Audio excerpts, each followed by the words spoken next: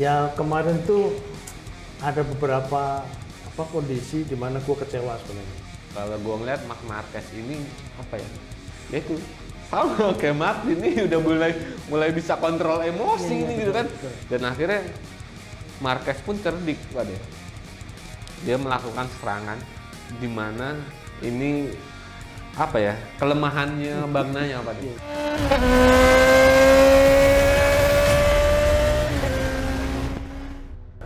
Halo Mata Boys, balik lagi Pade. Tapi sebelumnya kita harus minta maaf Pade. Apa tuh? Sama teman-teman. Ya. Karena kita kan sebelumnya menjanjikan Pade Iya. akan ada preview MotoGP Prancis Iya. 2024. Kemarin itu. Tapi karena satu dan lain hal, akibatnya Langsung review aja. langsung review. Sorry guys. Bajunya kotak-kotak. Padahal nggak janjian Pade. Nggak janjian. Males lah barengan sama lu ya. Aduh, Pade. Ya. Ini kita langsung Ayolah. review MotoGP Prancis 2024. Ya. Menarik Pade.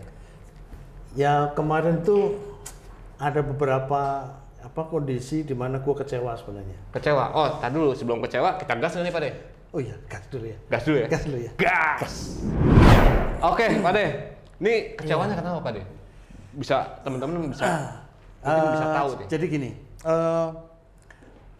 kalau pole position itu kan sudah ketahuan sehari sebelumnya kan ya? Ya. Benar kan? Sabtu kan? Ya. Nah, kemudian hari Minggu pagi itu kan ada Warm up. dong. Ya. Nah, itu harapan penonton nih, itu sepertinya kan Pedro Acosta tuh tiba-tiba waktunya sip lah Ya. gitu ya. Melejit lah ya. Ya, nomor satu lah ya. Terus kemudian Quartararo itu juga hebat. Ya. Malah yang Bagnaya di bawah, Marquez juga di bawah gitu. Harapan penonton waktu itu, ini jangan-jangan akan mukul yang depan-depan nih, gitu kan. Wah, Nyodok lah ke depan ya. nyodok lah gitu. Alah, malah baru 2 lap udah jatuh. Quartararo juga jatuh pula. Itu gua kecewa. Quartararo tuan rumah lagi Pade ya. Makanya Yang diharapkan untuk apa ya? Bisa memberikan sensasi, memberikan keriaan, party buat para penontonnya gitu kan. jadi. Ternyata nggak jadi. Padahal udah ya kalau saya perhatiin Pade, kayaknya liverynya baru. Livery motor. iya. Terus warpaknya, Warpaknya tuh sudah misalnya baru. warnanya lebih segar. Hmm. Itu motor baru itu. Oh, itu motor baru Motor Pade? baru. Yang memang benar baru? Benar baru. Jadi motor hasil pengembangan yang selama ini diumpetin sama mereka, belum dipakai terus meskipun sudah ada pengembangan terakhir. Ya. Kemarin ketika main race beneran dipakai. Itu. Kalau gue perhatiin Pade, itu kayaknya apa ya? Motor yang hasil tes di Jerez ya. Iya. Setelah yang MotoGP Jerez kan sehari kemudian tuh langsung tes tuh. Betul. Itu pengembangan yang Iya, aerokitnya baru, belakangnya juga ada yang ketinggiannya itu lebih baru. ya Stegosaurusnya. Iya. Dia udah pakai yang ya istilahnya mirip bener Ducati kali Pade. Iya. Terus yang ekstrim sebenarnya sasis baru. Oke. Termasuk swing arm baru. Cuman sampai sekarang kan belum ada foto yang mengungkap liverynya dicopot semuanya, kemudian di foto tuh nggak ada. Jadi dia hanya bilang bahwa sasisnya baru, swing arm baru. Oke. Tapi sayangnya belum bisa maksimal ya Pade. Padahal home race ini. Iya. Alex Rins pun begitu, belum bisa maksimal. Oh belum bisa ya? Belum bisa. Iya. Ya karena finishnya di luar dari 10 besar di main race pun. Cacat di belakang ya? Itu dia. Pade, setelah kita ngobrol soal tuan rumah, ya kekecewaan Pade terhadap jagoannya Pade, Pedro Acosta gitu kan. Nah kita ngobrolin soal trio kwek-kwek nih. Wah yang depan itu dong. Iya. Oh situ memang. Ini menarik Pade kalau kita ngobrol tentang Jorge Martin, tentang Marc Marquez, tentang Bagnaya, dan juga mungkin kita akan ngobrol tentang ya sedikit splatterannya lah, maksudnya yang mendekati top 5-nya gitu loh. Iya. Walaupun ada yang jatuh juga Pade. Kita akan mulai dari Martin dulu nih Pade. Iya. Ini kalau menurut Pade, Martin ini sosok seperti apa Pade? Kalau menurut aku sih dia tergolong paling konsisten ya. Kayaknya kok juara-juara terus ya. Ya. Masuk 3 besar, 5 besar terus ya. Malah satunya lebih sering gitu ya. Nah, malah ya di kemarin itu di Lemang itu. Lemang yang bukan tape, Pak. Bukan. Yang paling yang dia itu kemarin memecahkan rekor kecepatan loh di situ. Satu lapnya. Ya. Selama ini tuh 1 menit 30 detik sekian gitu ya. Itu tumbang ya. Dari kemarin dari dulu seperti itu. Baru kemarin tuh putus sama dia. Tembus 1 menit 29 detik. Iya, meskipun kenapa ketika di race benerannya waktunya nggak bisa segitu tapi ya. Kenapa nggak bisa diulang lagi ya? Apa cuma sekali dong? Enggak, Pak De. Kan karena kalau di main race udah pasti bannya udah bukan ban yang dipakai untuk cari best lap pole position kan. Bannya udah pasti ban yang sedikit lebih keras ataupun lebih banyak keras gitu kan. Karena untuk main race kan, apalagi main race gitu kan. Kalau sprint race mungkin masih bisa sedikit lebih soft lah daripada main race. Tapi kalau untuk main race udah pasti butuh ban yang durability-nya lebih kuat gitu kan. Lebih lama. Sedangkan untuk KTT kan pasti pakainya banyak yang soft. Sebentar doang. Nah, dia itu kan kemarin cukup lama dia buntutin si Bagnaia ya. Itu dia. Itu kenapa dia strategi beneran gitu atau? Ini apa ya? Gua aja masih menjadi tanda tanya bagi gua pada dan itu masih belum bisa terpecahkan. Karena gue cari referensi di mana-mana itu masih agak susah untuk mencari jawaban gue pada. Ini strategi yang dipakai Martin ini unik nih Pak De. Dan ini berbeda strategi antara main race sama sprint race. Sprint race dia kabur secepatnya. Sebisa mungkin dia kabur. Karena lapnya pendek. Karena lap pendek. Gitu ya. Lap pendek. Dan dia kabur terus konsisten. Ya tadi Pak De bilang kan Martinator is consistent. Nah, terus di main race ini strateginya agak berbeda. Karena hampir berapa lap Pak De? Hampir 20, lebih dari 20 lap. Ya, 23 ya. Dia selalu ada di belakangnya Bagnaia. Ya. Dan itu nggak pernah lepas Pak De. Ya nempel terus itu. 0,2, 0,4 paling jauh, nggak bisa lebih dari 0,5. Gila itu. Di bawah itu terus, pasti 0,2, 0,4 udah sejauh itu. 0,5 mungkin sekali dah. Tapi lebih dari itu nggak mungkin. Nah, ini dengan kayak begitu Pak De, gue jadi inget bahwa Bagnaia strateginya adalah kabur secepatnya, karena untuk menghindari tekanan ban meningkat. Terus dia nggak mau kan dirty air, karena di belakangnya pembalap itu udah pasti kan tadi ya tekanan ban meningkat, terkena dirty air dan itu efeknya juga nggak bagus untuk si motor itu sendiri kan. Nah sedangkan Jorge Martin ini Pak De nempel terus Pak De. Nah itu dia sampai 23 lap dan itu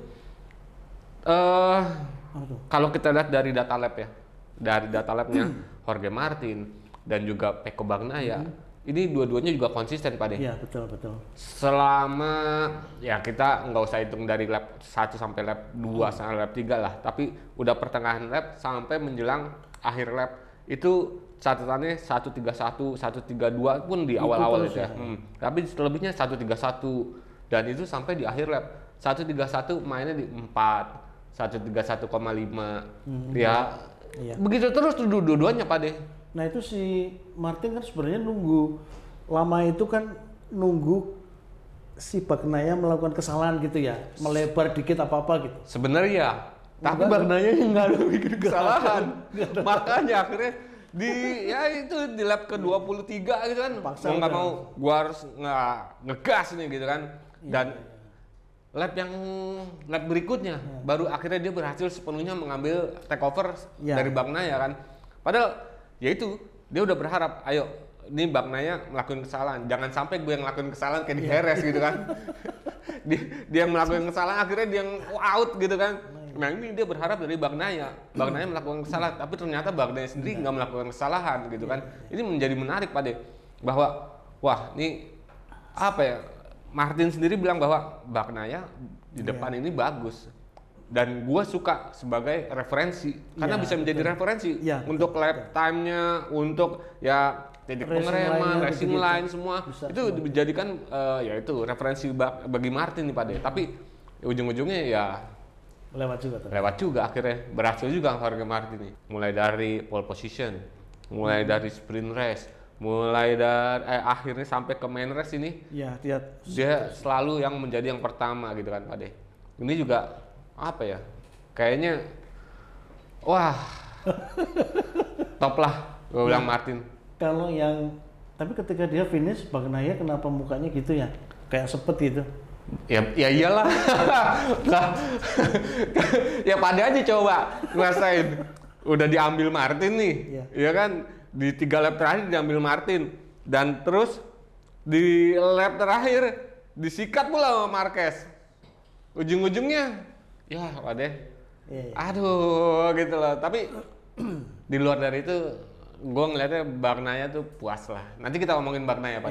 Tapi ini kita ngobrol tentang Martin udah banyak belajar dan lebih sabar. Iya. Setidaknya itu Martin bisa bersabar. Martin juga menjadi apa ya, sosok yang bijaksana, yang nggak yang wah pol gitu kan, nggak yang pol-polan gitulah. Dia cukup lama menunggu apa namanya Bagnaia untuk melakukan kesalahan sebenarnya. Itu kan bukan kebiasaan dia sebenarnya. Enggak, bukan. Tapi belakangan mulai agak seperti itu dia.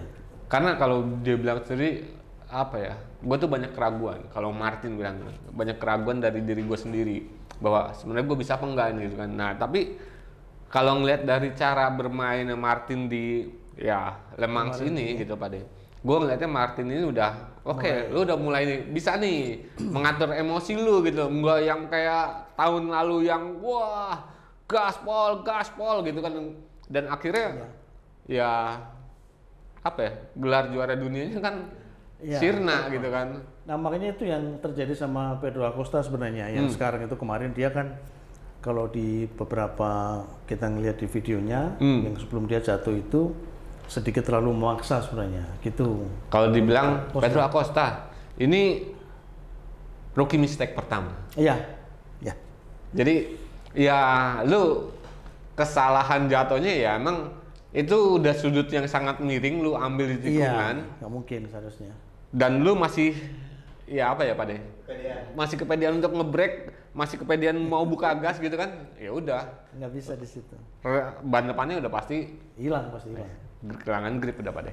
Nah itu yang kekhawatiran sebenarnya dari sisi psikologi Acosta menurut aku tuh juga overexpose gitu kayaknya. Overexpose tuh ya, everybody tuh ngomong dia terlalu berlebihan lah ya. Meskipun dia memang bagus bener gitu. Tapi kalau di sanjung-sanjung keterlaluan, pasti dia akan kadang-kadang lupa daratan gitu. Gede hati kan? Iya, besar. Iya. Jangan ngomongin timnas lo. Nah itu yang sehingga dia kadang-kadang kalau misalnya di emosi lebih mengendalikan skillnya kan pasti akan kejadian seperti itu. Tapi ini baru kemarin Pak De untuk Martin kita lihat, wah ini Martin sedikit wise nih, sedikit bijaksana kan. Tapi ya nggak tahu nih kedepannya masih akan sepertinya, tahu nggak? Kalau dia bisa seperti ini terus, dia konsisten, ini jarak poinnya kan jauh nih Pak De, 38 poin lah dengan Bagnaia gitu kan. Terus dia bisa konsisten seperti ini, ya bukan nggak mungkin gelar juara dunia 2024 dimiliki oleh Martin. Udah mulai bisa menyerap gayanya Peko. Harusnya begitu. Harusnya main kalem tapi tetap bisa konsisten full kenceng. Itu kan ciri khas Peko. Satu lagi yang kemarin bikin juga rasanya hati agak bersedih itu sebenarnya ketika tim Pertamina Enduro ya. Oh, ntar itu kita bahas Pak. Itu PSG kan sebenarnya udah mestinya bisa ke panggung itu mestinya. Itu dia, ntar kita bahas itu. Kita bahas yang kedua dulu aja nih Pak De. Ini juga nggak kalah seru soalnya. Iya wes. Marc Marquez Pak De. Iya. Marc Marquez ini. Itu banyak banget yang fansnya dia gede banget nih. Emang ya Pak De, fansnya memang pasti gede lah. Karena ya kayak kemarin di Perancis sendiri juga kan dia punya tribun sendiri. Untuk para penonton atau penggemar Marc Marquez kan ada tribunsnya Marc Marquez gitu kan. Apalagi kalau di Spanyol dia juga punya tribun sendiri gitu kan. Lagi ya. Di Malaysia juga punya tribun sendiri. Sama kayak Rossi di tribunnya fansnya Rossi itu di T1 ya. T1 dan itu Mandalika juga ada ya. Si Marquez. Nah itu punya tribun sendiri Pak De. Istimewanya apa sekarang Marquez? Gue ngeliat Marc Marquez ini keren juga lah. Kayak seolah-olah ini udah balik lagi nih ke Marc Marquez yang dulu-dulu gitu ya. Lu mau start dari berapa nggak peduli. Yang penting gue bisa finish dan podium gitu kan. Nah sama nih Pak De.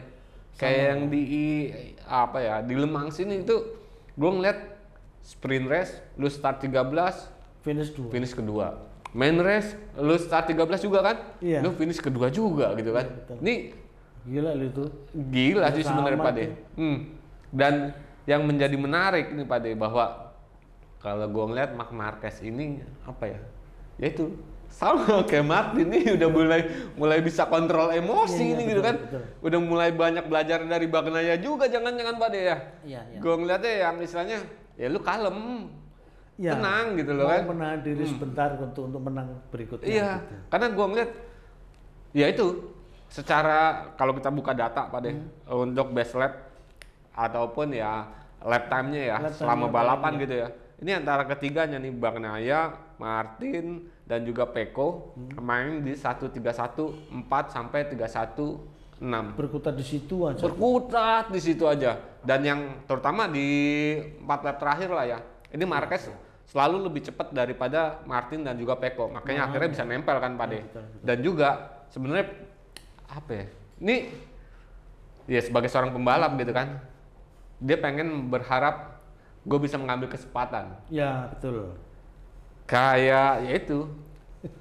Dia berharap, Marquez ini berharap bahwa Pecco fight dengan Jorge Martin. Ya. Keduanya out, apalah gitu. Out ataupun ada ya istilahnya sedikit keluar dari racing line gitu lah ya. Marquez bisa masuk nih. Gue bisa di podium pertama gitu kan. Tapi ternyata nggak juga. Martinnya ke depan. Ini Bagnaia coba ngejar lagi gitu kan, melakukan serangan malah nggak ada. Ya. Akhirnya ya udah, gue putusin gue yang nyerang gitu. Tapi kayaknya dia punya motivasi lain sih kalau buat menang. Apa tuh lo? Pengen joget-joget aja gitu. Tapi kemarin nggak joget kan? Mau juara berapa nih joget? Karena nggak ada DJ kan kemarin tuh. Kalau yang di Harris kan ada DJ dan itu juga. Ada DJ tapi sialan. Itu gitu loh. Jadi gue ngeliatnya seperti itu Pak De, bahwa Marquez ini udah mulai apa ya? Ya dia sadar kali ya Pak De bahwa udah ya usia terus udah gitu enggak. Tapi kalau fisik sih gue rasa mungkin ya masih 11-12 lah ya. Karena umurnya 30-nya juga belum 30 yang ke 35, 36 gitu kan masih ya 30 kecil lah gitu. Jangan-jangan dia ngarepin dipilih jadi pembalap factory ya? Oh, aduh. Ini menarik tuh Pak De. Isu itu menarik tuh. Tapi ntar kita bahas di video sendiri boleh Pak De? Iya, itu nanti aja. Di video sendiri ya? Iya, nanti aja. Karena lumayan nih melibatkan beberapa pembalap gitu loh. Yang istilahnya bisa dijadiin Martin buat referensi. Iya, bisa. Enia Bastian ini. Iya, itu juga bisa. Dan juga Marc Marquez tentunya Pak De ya. Berarti Marquez kan bakalan menjadi pembalap pabrikan. Karena dia doang ya? Karena yang apa? Karirnya dari pabrikan kebalikan yang lain. Iya, kebalikan. Dari Marquez doang memang dari pindah ke MotoGP langsung ke pabrikan. Yang lain kan satelit dulu. Pecco ke satelit dulu Pramac. Martin juga satelit dulu kan. Baru bisnisnya berharap untuk bisa masuk factory. Enia Bastian ini juga begitu Pak De. Nah, Pak De, itu kan tentang Marc Marquez Pak De. Tapi gue ngeliatnya gini Pak De. Di luaran teman-teman sendiri bilang bahwa wah ya iyalah kalah saing lah pasti Marquez nggak bisa istilahnya melampaui Martin, melampaui Bagnaia gitu kan, karena motor yang dipakai kan GP23 bukan 24 gitu kan. Tapi kalau menurut Pak De itu kayak gimana? Gue juga punya opini nih. Iya, kalau pikiranku sih kalau motor yang 23 itu artinya kan sebenarnya motor yang udah mateng poon nih, ya kan? Benar Pak De. Mateng poon itu maksudnya udah dipakai lama dan sudah terbukti kompetitif gitu. Nah, bahwa kemudian dia yang bawa Marquez, adjustmentnya itu nggak terlalu ekstrim, gitu ya.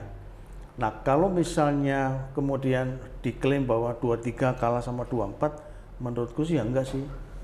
Sebenarnya gitu Pak De. Walaupun memang ya secara ya Gigi Dall'Igna ya GM-nya Ducati Corse bilang bahwa ada perbedaan yang cukup masif antara GP23 dengan GP24 gitu kan. Nah, cuma kan ya tadi lagi Pak De. Ini kan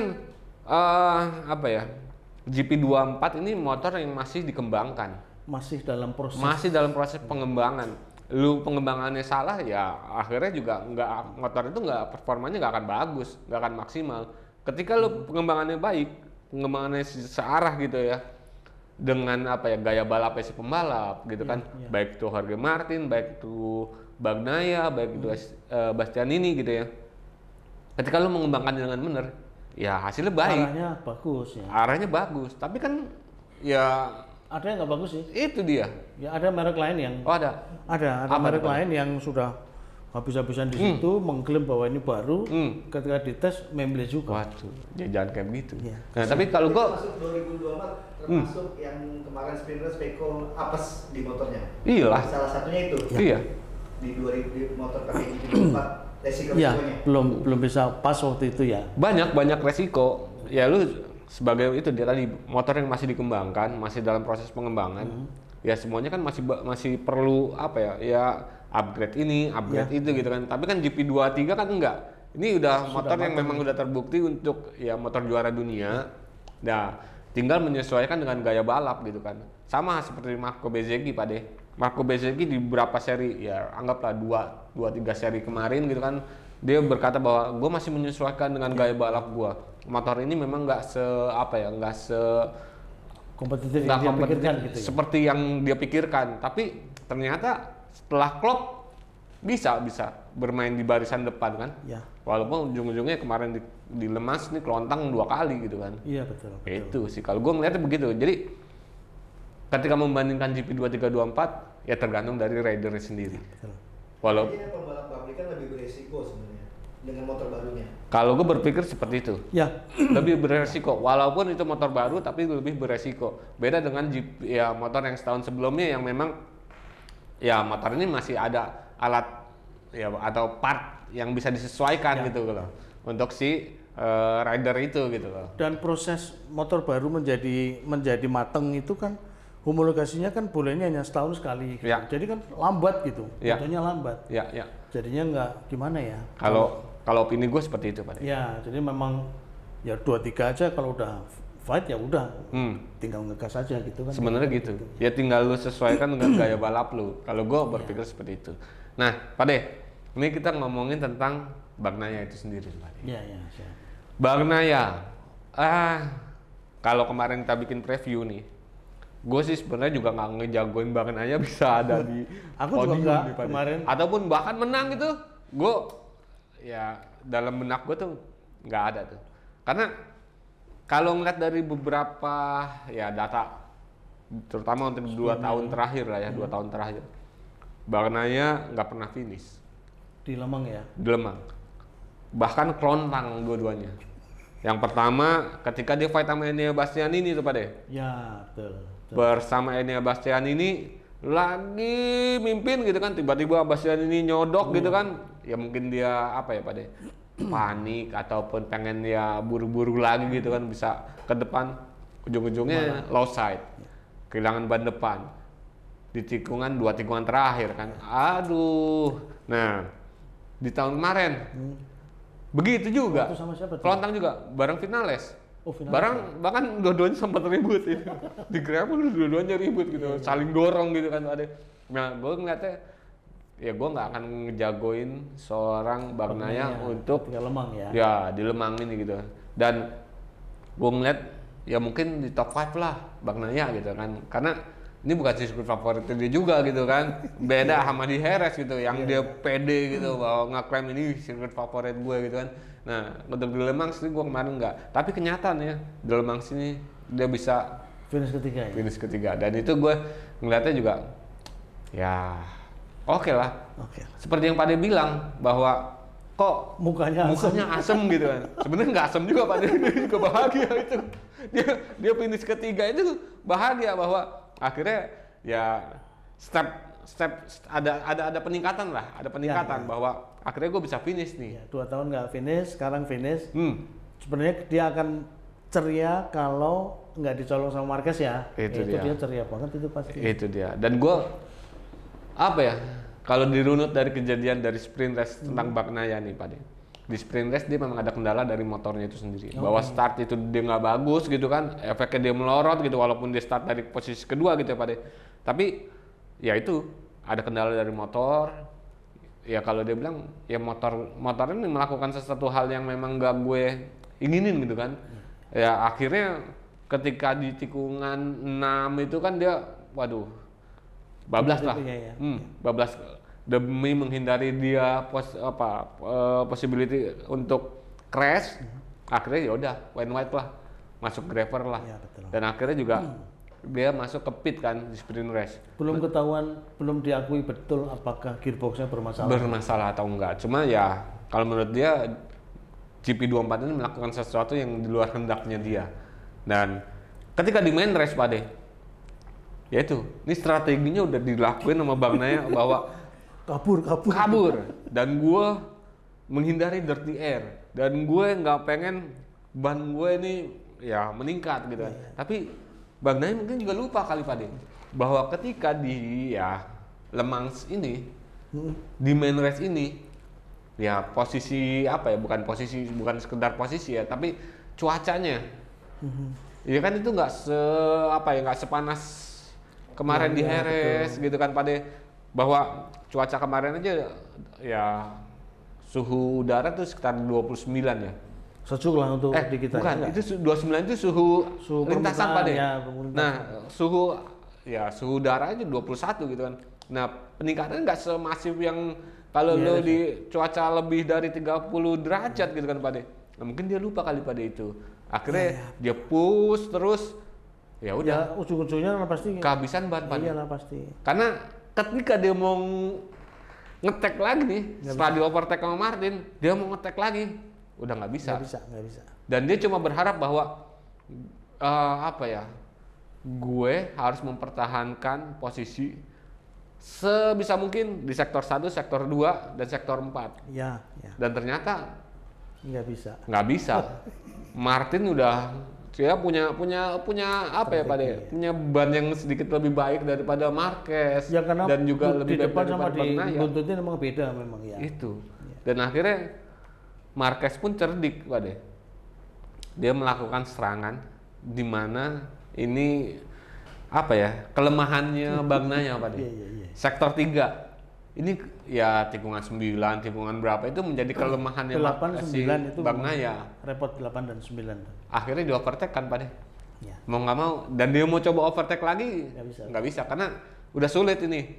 Ini terutama di 2 tikungan terakhir, kalau lu nggak bisa deket banget dan nge-outin pembalap di 2 tikungan terakhir itu nggak akan bisa loh.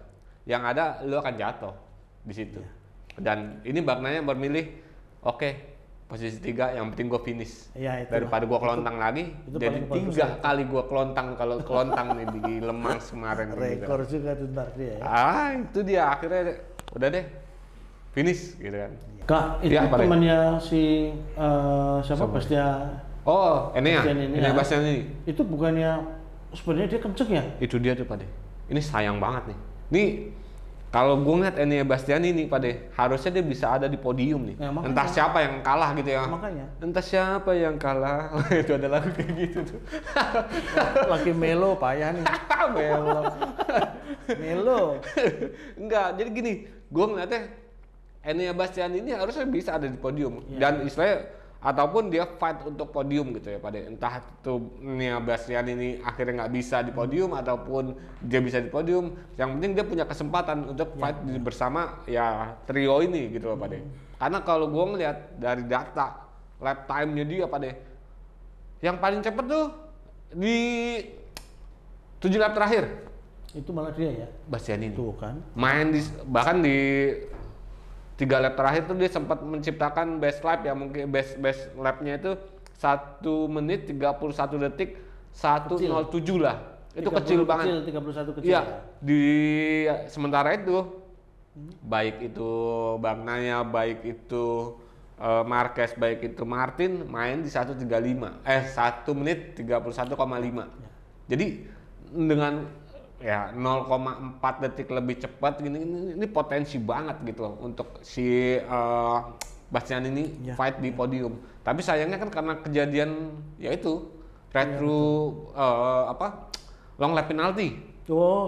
Long lap penalty. Jadi ya udah kesempatan itu bubar. Iya betul. Ya sebenarnya nggak salah lah. Ini kan ini kan ada insiden lah ya, insiden antara Bastianini dengan Alex Espargaro gitu, akhirnya menyebabkan dia melakukan long lap penalti. Tapi kalau gue ngeliatnya dengan selisih finish yang nggak jauh ya, cuma sekitar ya under 3 detik lah pada ya, itu seharusnya Bastian iyalah nextnya mestinya bisa main di podium itu Pak harus, karena ya Bastianini sendiri punya rekor dia memenangkan Le Mans itu di 2022 ya. Nah, karena 2023 tuh si temennya Bagnaia juga Bezzecchi. Nah, Pade Bezzecchi itu Pade. Harusnya Bezzecchi juga bisa. Iya itu. Fight di top 5 gitu juga harusnya bisa tuh. Cuma ya itu lontang. Dan lontangnya sama akibat low side dua-duanya Pade. Aduh, sayang tuh. Iya. Harusnya bisa kayak kemarin Harris juga kali itu Pade ya. Ya harusnya Pertamina bisa hebat lah pokoknya. Dua produsen oli Indonesia berbagi podium gitu ya. Keren itu Pade. Entah siapa yang kalah juga akhirnya kan. Iya. Oke Pade. Oke. Ya. Ini tentang review di MotoGP Prancis 2024 kita udahin Pade. Siap. Jadi ini pembahasannya cukup lengkap kan ya? Nah, lengkap lah. Atau kalau mungkin kurang lengkap bisa temen-temen tambahin nih di kolom komentar Pak De. Ya, dan tapi jangan lupa juga Pak De, subscribe juga Pak De. Dan nyalakan tombol lonceng nih biar ada notifikasi video baru dari kita. Itu langsung ya teman-teman bisa oke, ini ada video baru gitu. Oke Pak De. Oke. Nextnya kita bikin kan nih? Bikin. Reviewnya. Bikin lah. Bener nggak? Ayolah. Oke, saya Kabudiansyah dari motorsport.id. Mohon pamit. See you, mother boys. Bye.